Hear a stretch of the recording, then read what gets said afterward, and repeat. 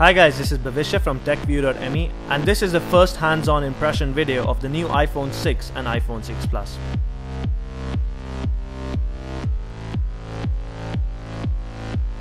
We headed down to the Jado offices to check out the new phones launched by Apple.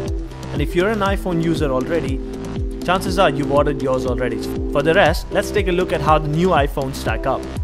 In many ways, this is Apple's greatest work yet. The new iPhones are slim, they're sleek, they're thinner than ever before, they're beautiful.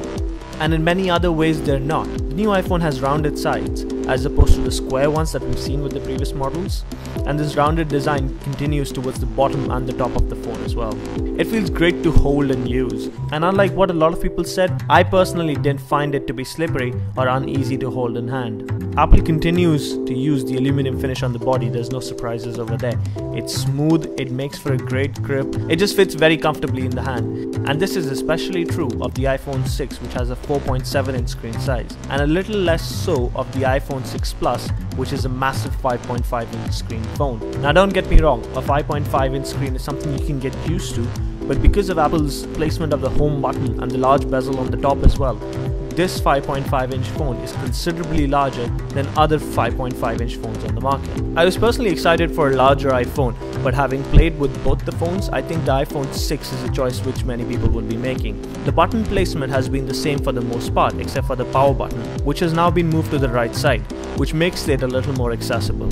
What doesn't work with the new iPhone design are the bars at the top and the bottom. These bars are quite an eyesore and are very ugly. In fact, they're not quite the Apple design language that we've come to know, but probably not as much as the iPhone camera, which sticks out even more. The camera protrudes at the bottom, which means that the iPhone, when put on a flat surface, rests unevenly. It's not a deal breaker by any measure, but for all the perfection that Apple talks about, this is a glaring oversight.